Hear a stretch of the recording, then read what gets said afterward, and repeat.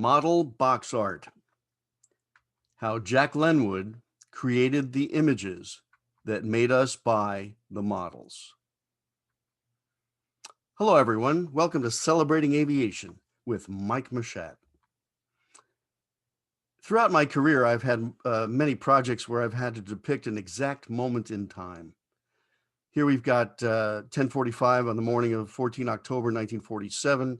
Captain Chuck Yeager is starting his downwind to base leg turn for Rogers Dry Lake, having completed the first flight to Mach 1. He's at 7,500 feet, airspeed 250 knots. Chase plane is 8 o'clock position. This project was meticulously researched. The general art directed the project and signed off on it. It was an exact moment, very, very carefully researched and very accurate. Or here we have a Douglas Sky Raider conducting a Sandy rescue mission in Southeast Asia. Again, research from meticulous photos of the airplane, all the other background aircraft, and actual photos of the terrain at that moment. Just a very carefully, probably one of the most heavily researched projects of my career, but again, creating an exact and accurate moment in time. And then you've got box art. And these images were created for a totally different purpose. They were designed to get you to look at them.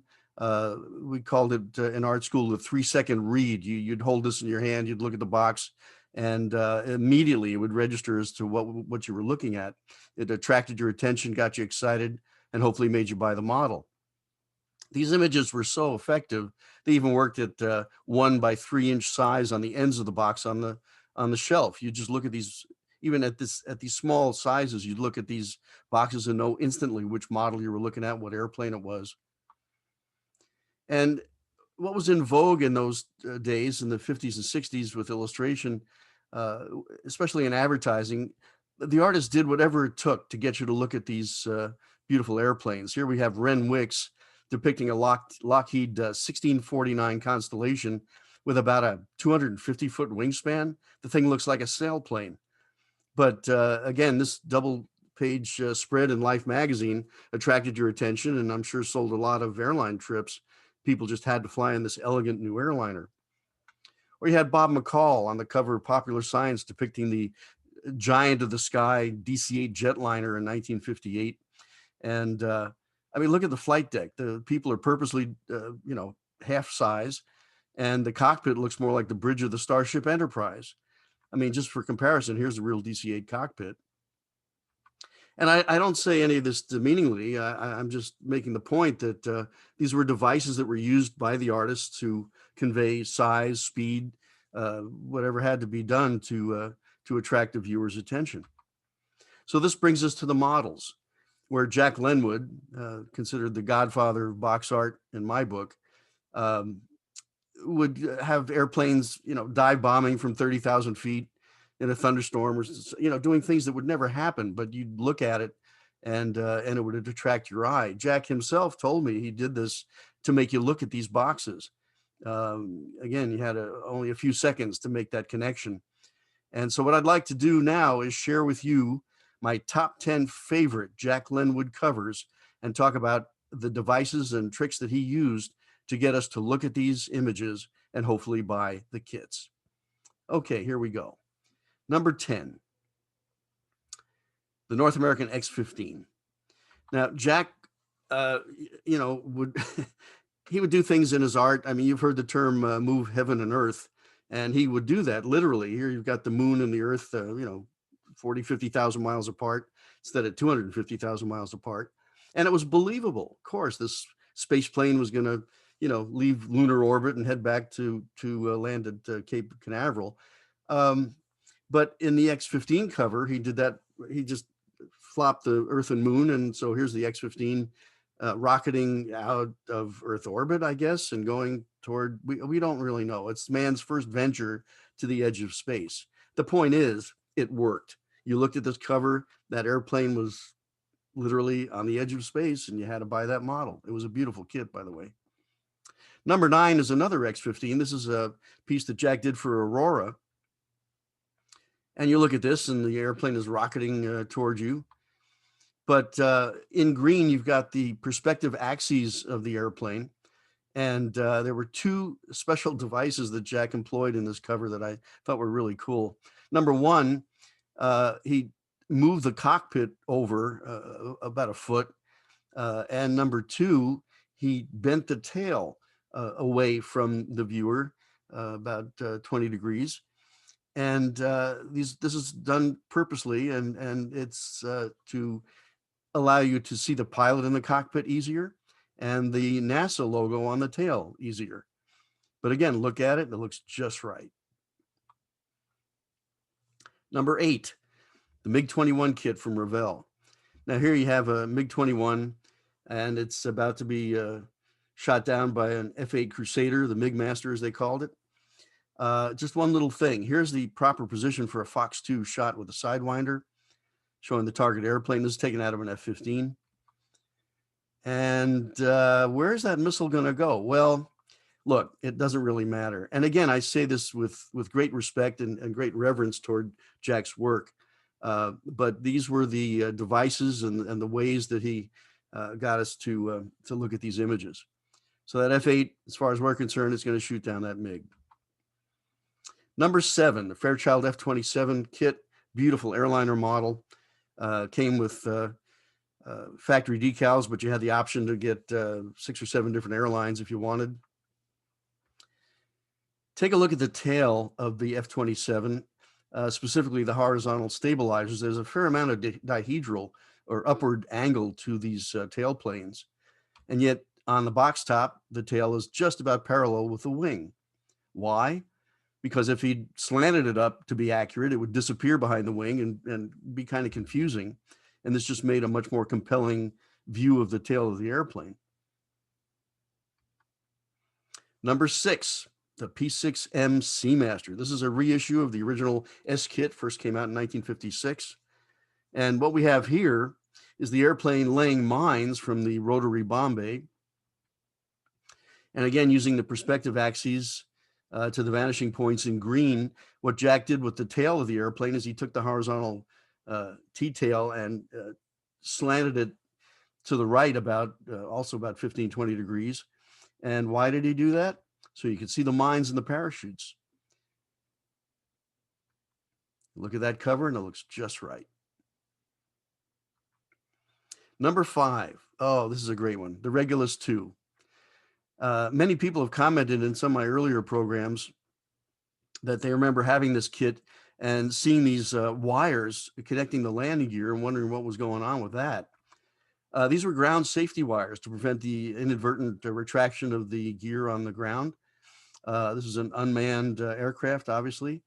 The first 3 Regulus 2s built by Vought were test prototypes, and they were designed to have retracting landing gear so that these missiles could be recovered, and they could add new components and new guidance systems and test all sorts of new things and have the missiles to reuse over and over again. The production Regulus 2 seen here were launched from submarines and naval vessels with a solid fuel booster, as you see here in this test firing at Edwards Air Force Base. And if you recognize this view, this was actually used on the cover of the monogram kit. But again, here's the Regulus 2 taking off. No way that gear is going to be retracting. Does it matter? One of the greatest covers of all time. Number 4, this is a double whammy. Let's start with number 1. We have an American Airlines Electra blazing down the runway, about to take off. And this is based on Burbank Airport in Burbank, California, north of Los Angeles. Got the Hollywood Hills in the background and the control tower there at the intersection of the 2 runways. Well, let's take a look at Burbank Airport. Here we have a helicopter view, and there's the control tower on the right, and the end of the runway at Hollywood Way. You've got maybe 900 feet between the end of the runway and that tower. So if Jack's Electra is blazing down the runway at 150 miles an hour, it's going to get pretty exciting here in a few seconds. But here's the other thing. Take a look at the distance from the L1 door to the first window above the wing. And there it is on the real airplane. So You can see how Jack exaggerated that and made the kit even more compelling. The ELECTRA, of course, is one of the iconic Revell kits for the collectors today. Number 3, the SAS Caravelle. This is one of my all-time favorite covers, and just the pink and purple sky and the Eiffel Tower on the horizon, just a very compelling image. Revell issued the Caravelle with SAS markings, but you had the option to send away for 10 cents and get the Swissair decals if you wanted to. So that's why you have the 2 Swissair. Well, wait a minute. 2 airplanes? Take a look at the tail behind the first airplane we see here. Where's the rest of it? It doesn't exist. It's just the tail. Great trick. And again, it's cleaner and it highlights the the Swissair airplane in the foreground, but one of the best of all time. Number 2, another airliner from Jack. This is the United DC-861 flying high over Hawaii. The DC-8 has 1, 2, 3, 4 engines, and there's 2 contrails. This was done purposely to simplify the look of the cover. If the contrail of the number 3 engine was added, it would have been behind that beautiful tail and really would have complicated things. And so by leaving it out on the right side, he had to leave it out on the left side. 2 contrails. And again, you look at that cover, it looks just right. Drum roll, please.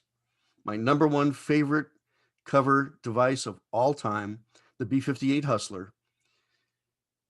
Let's take a look at the real airplane. Here's a B-58 on the ramp. Look on the left there, you've got the crewman under the wing. These are called single point service items. You've got the electrical power connected. You've got the engine start huffer hose connected, and the refueling point would be in this location as well. And on the right side of the photo, you've got the fairly complex boarding ladder system, which is a piece of ground equipment that has the stairway and then a platform for all 3 crew members to board the airplane. So let's look at Jack's cover. Okay, you've got the airplane being refueled. I have 2 questions. Why is he up on the wing? And how did he get up there? And then you've got the pilot. My art teacher in high school had a great comment for moments like this. He would just say, "What can I say?"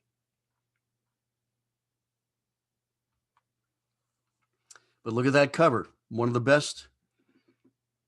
B-58, great airplane, great model. And there you've got my top 10 favorite Jack LEYNNWOOD tricks used in his cover art. Thank you for celebrating aviation with Mike Machat. And a special thanks from all of us of my generation who built models in the 50s and 60s, the reissued kits in the 70s and 80s. Thanks to Jack for his incredible artwork, 625 model box top illustrations in his career.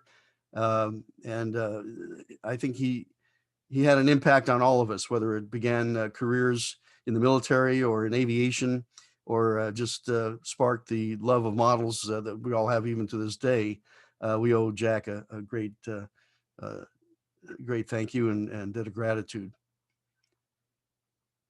So hope you enjoyed this, and until next time, take care.